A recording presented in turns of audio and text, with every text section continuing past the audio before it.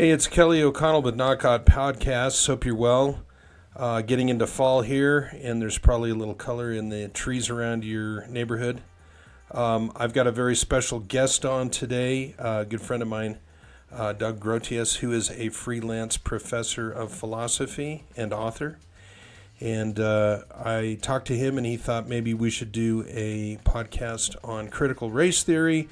It's a gigantic topic. It is all over the place around the United States. There's many court battles going on and lawsuits that are detailing how critical race theory is getting pushed down the throats of American parents across the nation.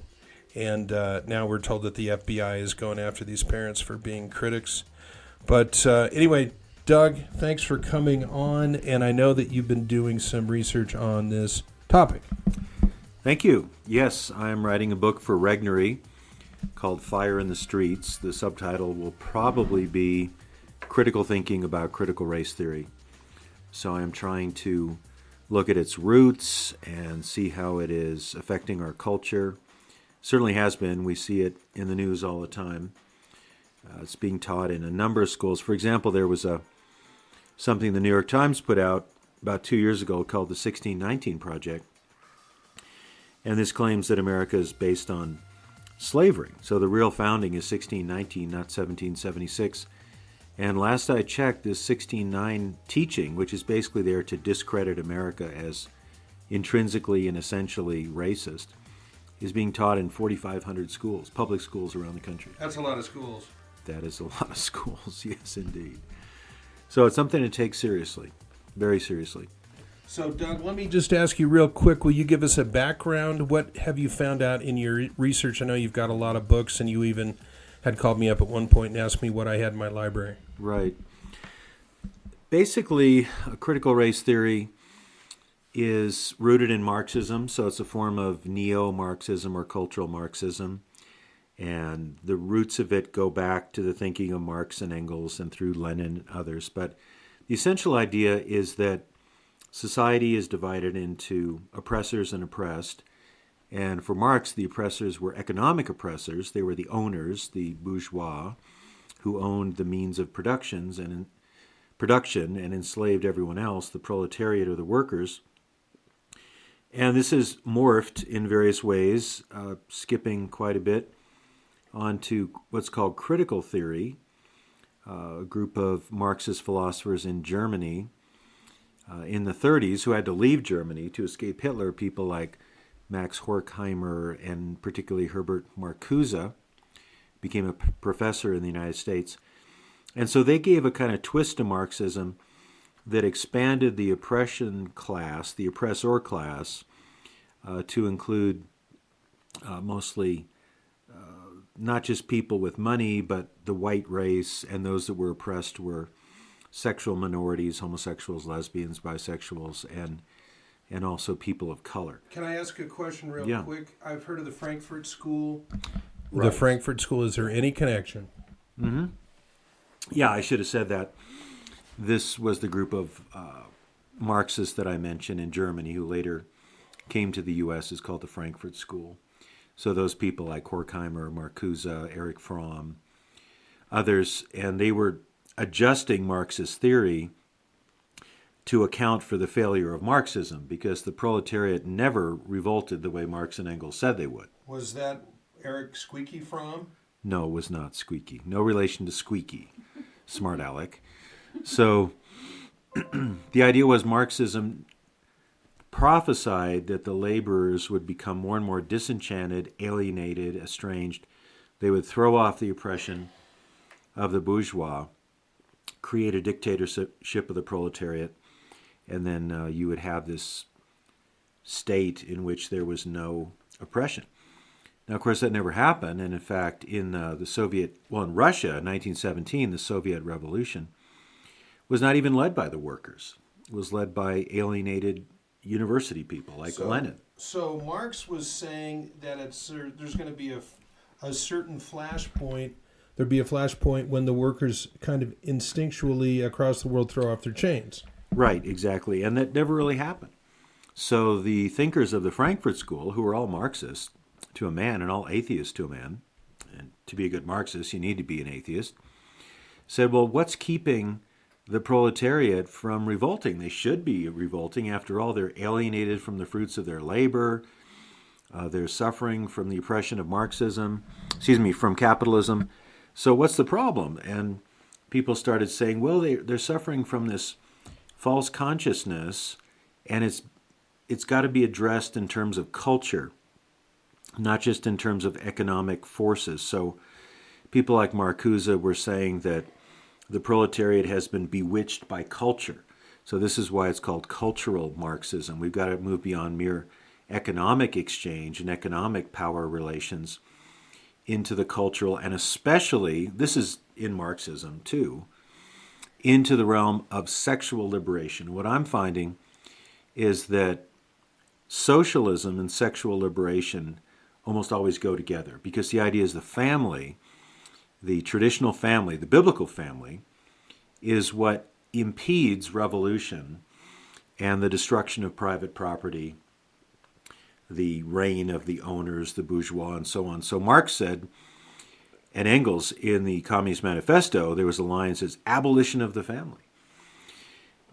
And also Black Lives Matter on their original webpage said, we want to abolish the nuclear family. They later took that down. I have a question for you, because originally Marx is saying that the workers are going to revolt, and then now I'm picking up that it is the professors who are revolting to help the workers.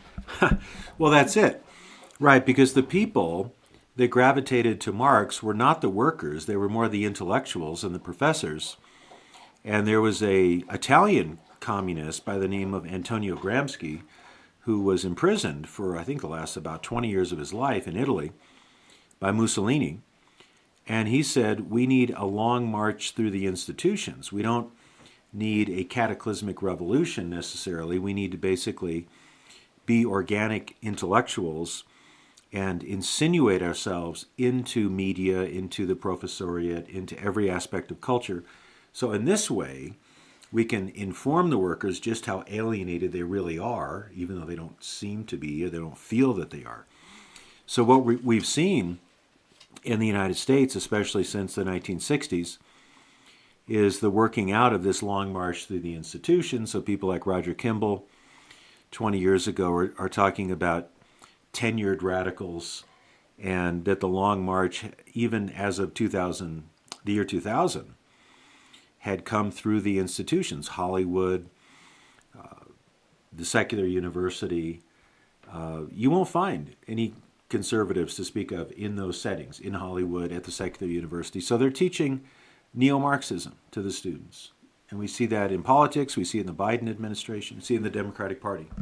All right, so there's a fight over CRT in education. Can you give a little bit of explanation?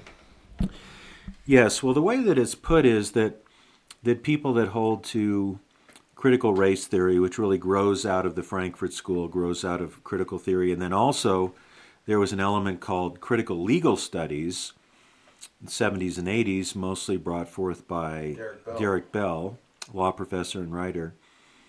The idea is that people of color are systemically oppressed. So the explosion of critical race theory happened after the death of George Floyd, because there was so much anger, outrage, protests, and the idea was this is the reckoning time for America with race. So the idea was the way to reckon with it is to realize that we are a critically, systemically oppressed, or the culture is a system of oppression for people of color.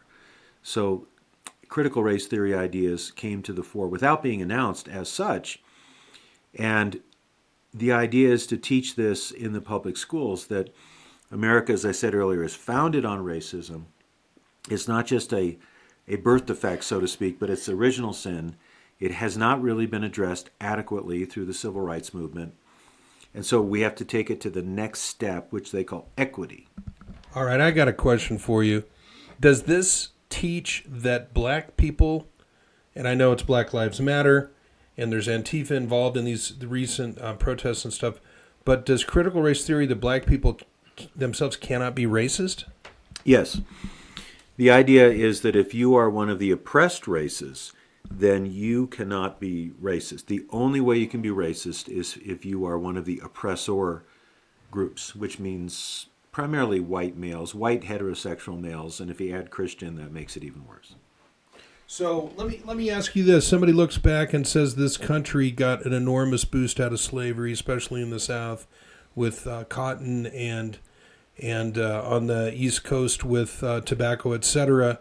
How should an open-minded, say, American person look at that and understand whether critical race theory is an accurate description of what's going on today? Right.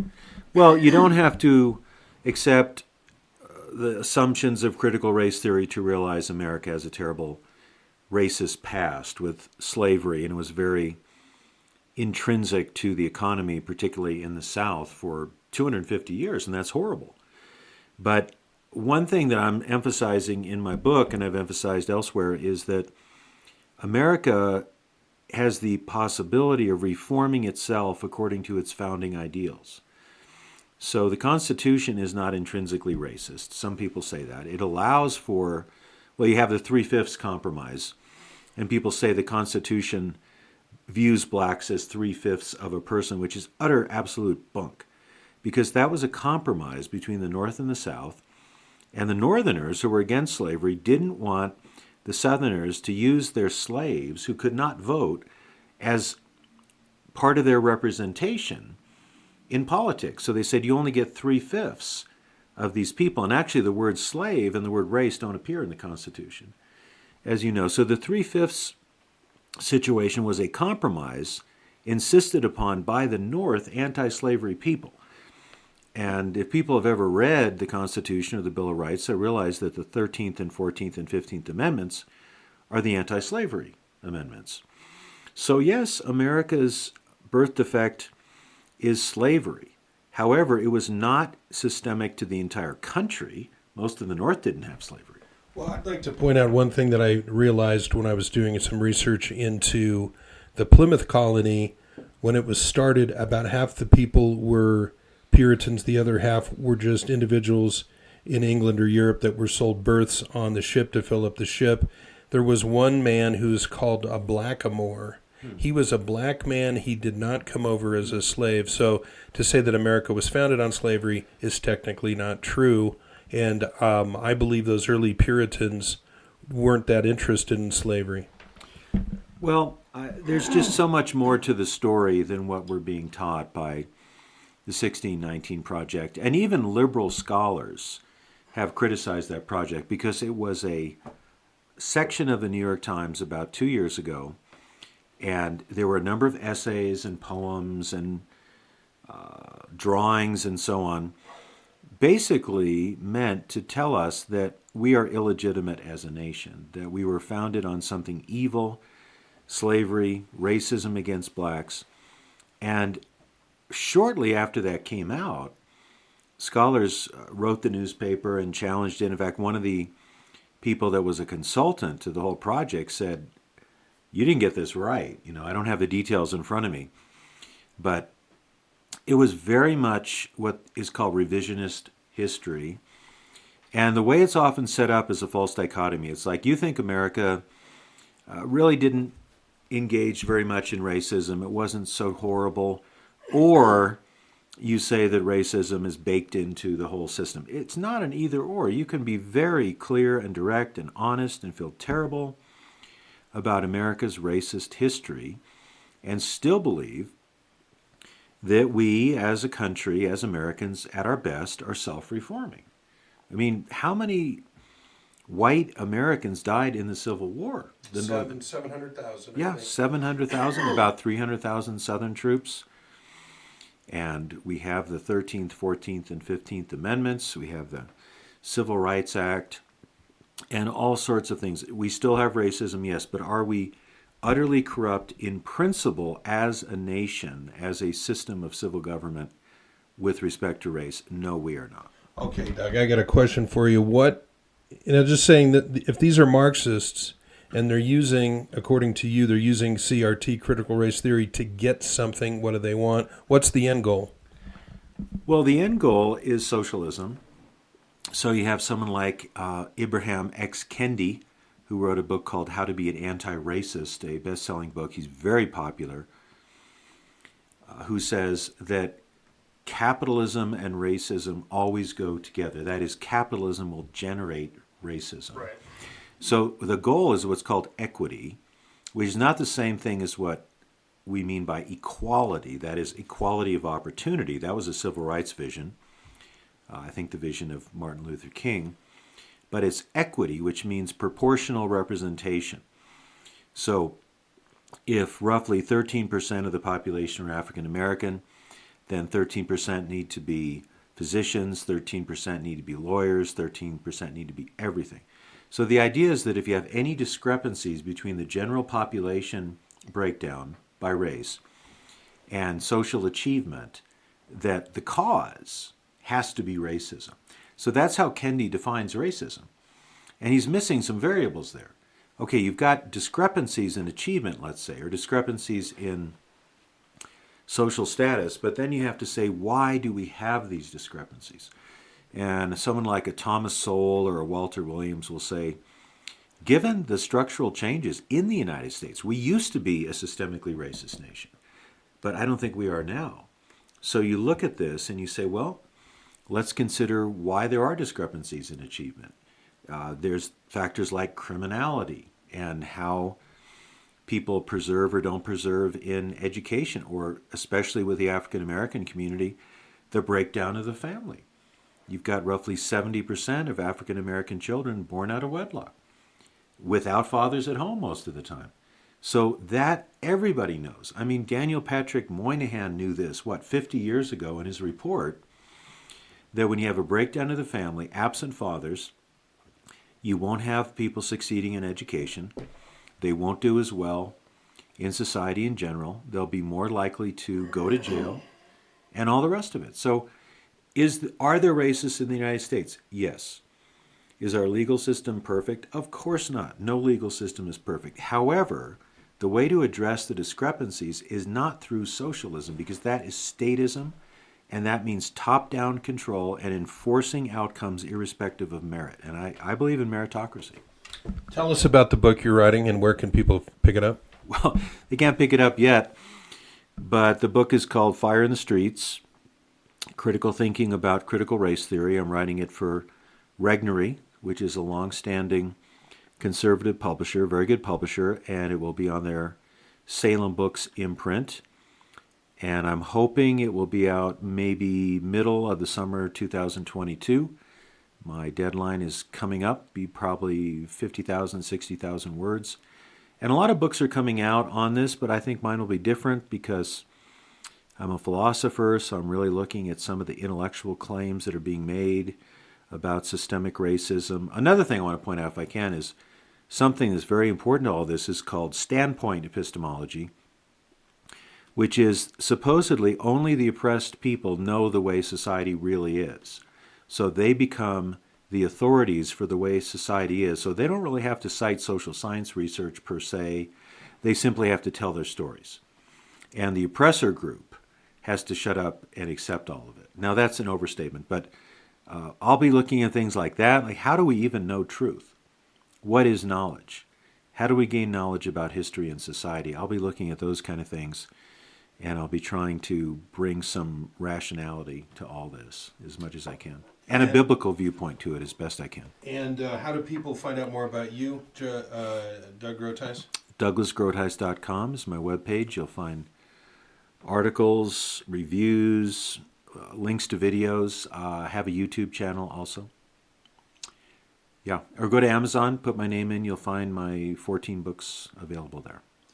Thank you for coming on, Doug. Can we get you on again? I hope so. Thank you. You're very welcome. And folks, now the moment you've been waiting for, weird news.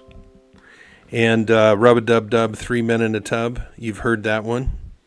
Men Lost at Sea 29 Days said it was, quote, a nice break from reality. Now, any chance we can send Joe Biden out for 29 days? 2 men wound up in New Britain, Papua New Guinea, and I had mentioned that previously when I did the volcano show, to say there's 4 volcanoes. I think it was 4 in Papua New Guinea. And so these guys are called by New York Post the well-fed castaways of Gilligan's Island. Couldn't have handled it any better. And despite losing themselves at sea for nearly a month, 2 men from the Solomon Islands have returned from a harrowing rescue with a remarkably positive outlook. It was a nice break from everything, said Levay Nanjikana, which may be a very common name over there.